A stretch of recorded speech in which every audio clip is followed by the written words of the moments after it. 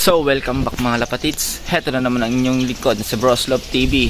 For today's video is, ayan, may nagbabalik na ibon natin mga lapatids. Ang 18 overall champ, hindi ako nagkakamali, or 19. So 120 days challenge. So ang nagbabalik is si 208 na ibon. So yung mga lapatids, panibagong vlog, panibagong yugto ng ating video. So ito mga lapatids, bumili nga pala ako ng Sonrox. Yan. So siguro naman mga lapatids, alam nyo na kung bakit ako bumili. Kasi nga yung ibon natin na bumalik is parang may tama, napapansin ko sa kanya. So kailangan natin siyang gamutin agad para hindi lumala. Kasi napapansin ko sa rin akong puncher, kaya alam ko na may tama ang ibon kung sa galaw pa lang niya at kung ano yung kinikilos niya. So kung gusto nyo siyang makita, introhan muna natin.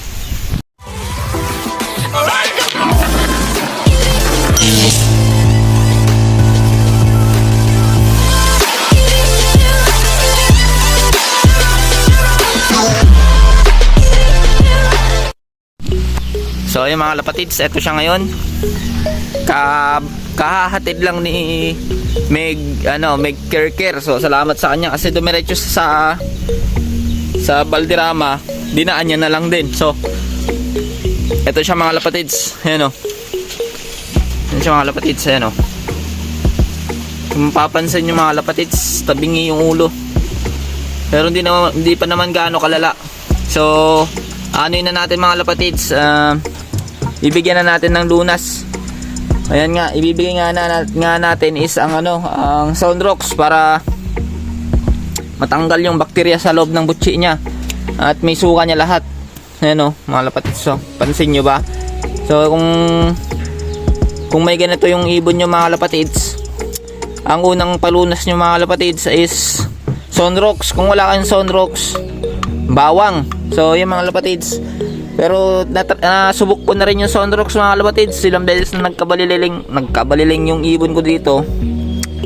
Naagapan ko naman yung nanay nito, nagkabaliling din. Ayun, okay na siya ngayon. Tapos yung kinakapatid din na ito na isa, nagkabaliling din. So nagamot ko na rin siya. Ayun, tagkawayan natin yun ngayon at lumilipad na sa atin. Naiti-training na natin. So ito naman ngayon is gagamutin natin mga lapatids. Wag nating hayaan na lumala yung sakit niya kasi yung tatay nito is wala na at yung kapatid nito andun kay Pre Joven. So breeding session siya ngayon dun. May dalawang inakay siyang breed sa kapatid nito.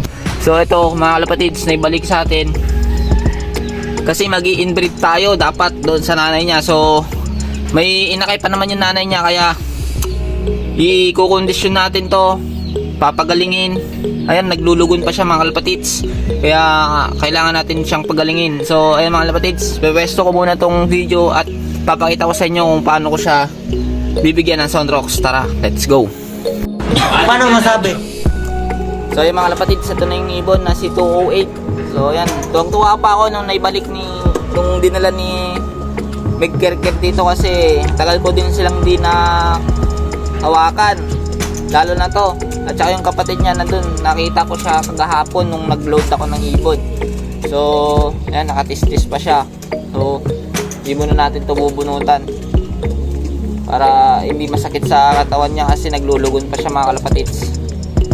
So saka na lang natin ito bunutan kapag gumaling-galing na rin siya. Ayan no, napapansin ko, ayan no, kayo din papansin nyo rin niya mga kalapatids kung ano tama niya. So kailangan natin siyang gamutin para hindi siya matulad sa tatay niya nawala na hindi ko nagamot kasi nga nagtatrabaho tayo noon. So ayan mga kalapatids, ito yung panggamot natin ngayon, Sonrox. So kakabili ko pa lang na ito mga kalapatids, bagong bago. So bubuksan ko muna. Ayan o, nakasealed pa. So buksan natin.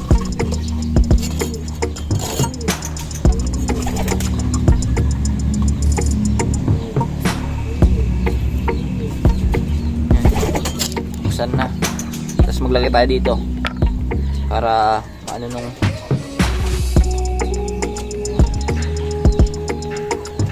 butas. Kasi ito yung gagamitin natin na pangsuksok sa bunganga niya mga lapatids.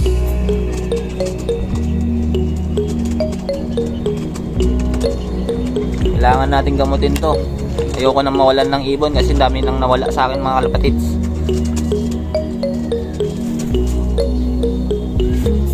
So yan.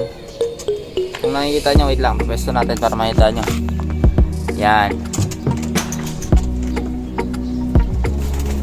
So mga kalapatids, puno na yan. Ano?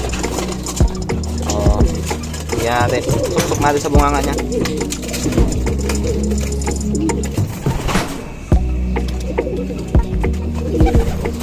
Yan, lumalaban siya mga kalapatids. Yan. Yan. Malaban siya mga kalapatids. Sorry. Kailangan kong gawin yan para gumaling ka. Ayan mga kalapatids. So ibabalik ko muna siya doon sa kulungan niya mga kalapatids para mapansin natin. Sa mga kalapatids. Yan. Bulbulan na siya. Lulugon kasi mga kalapatids. Yan, bulbul niya. Wala, kung di ko agapan to, lalala yung sakit niyan, baliling niyan. Tapos ito mga kalapatids, lagyan natin ng tubig. Tapos lagyan natin ng Sunrox. Yan. Walang ako na malinis na tubig mga kalapatids. Para maagapan natin. Huwag nating hayaan na lumala yung sakit niya. Wala tayo ng tubig.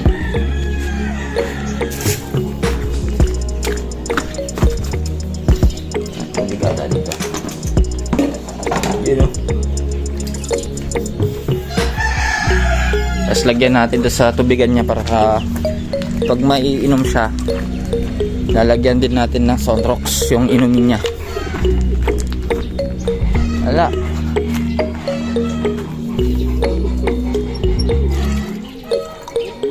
Yan, ganyan lang karaming tubig mga kalapatids.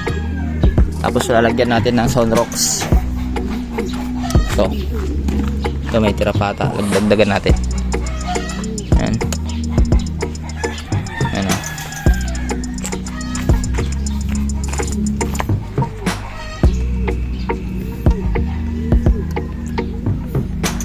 Yan mga kalapatids. It's na.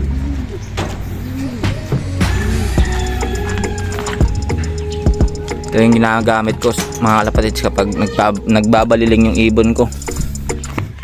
Ewan ko ba't nagkabaliling to. Nawaan siguro. Pero buti na lang naatin niya dito para magamot natin. Yan, yung tubig niya. Yan.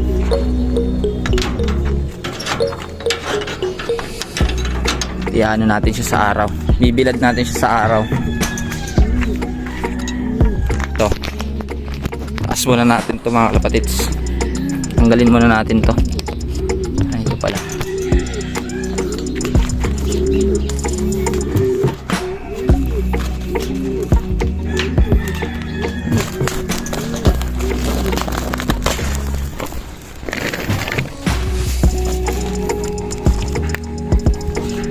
Para ma-breed natin. So, ayusin ko lang muna mga kalapatids para may pakita ko sa inyo.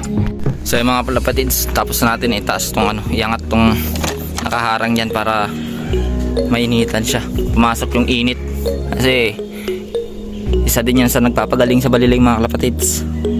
So yan, wawa naman tong ibon na to. Ayun, napaiyak pa siya oh. Ay, ayun, lumuluha pa siya mga kalapatids. So kailangan kitang gamutin body para hindi lumala yung baliling mo. So wala, hindi ko alam na ganyan mangyayari sa ibon ko mga kalapatids. So malaga dyan is magagamot natin siya. Ito lang gagamitin natin, Sunrox. Dito muna yan para gamitin ko. Dito lahat ng ano ko, probiotic, multivitamin, dextrose, gamot. So mga kalapatids, ito pala yung pinaglagyan niya kanina, si Megkerker. So yan mga kalapatids, gagamutin muna natin tong ibon na to.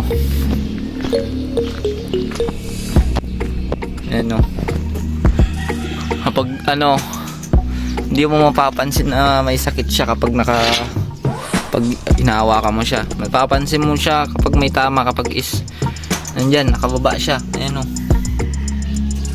So bukas ulit, ganito ulit gagawin natin. Papainumin ulit natin siya ng ano, ng Sunrox. Na luha-luha pa siya. Ano? Luha yan mga lapatids yun, no? Nasa baba ng mata niya. Wala tayong magagawa, buddy. Kailangan natin ikaw gamutin para gumaling ka. Ayokong mawala ka kasi inbreed pa kita sa nanay mo. Tapos yung nanay mo may tama rin na baliling. Parehas na kami baliling. Pati rin yung kinakapatid mo. Pero yung nanay niya mga lapatids okay na. Tapos yung kinakapatid niya dito okay na rin yung baliling. Hindi nag-ano. Ayan o. Ayan yung kinakapatid niya mga lapatids o. Hen. Pero wala siyang baliling. Nagamot ko na. Nalipad na nga rin dito mga lapatids. Ayan o. Na-survive ko siya sa baliling. Nagamot ko. Ayan o. Ayan mga lapatids. Buti na lang napansin ko nung kinuha ko kanina at nilapag ko siya dyan. Parang umiikot yung ulo, yung tumatabingi. Ayan yung mga lapatids. Alam ko nang may tama siya, kaya yan sinundutan ko na agad ng Sunrox ang paunang lunas para hindi lumala yung baliling. Ayan mga lapatids. Ang black check pala natin hindi pa rin nakakauwi hanggang sa ngayon. So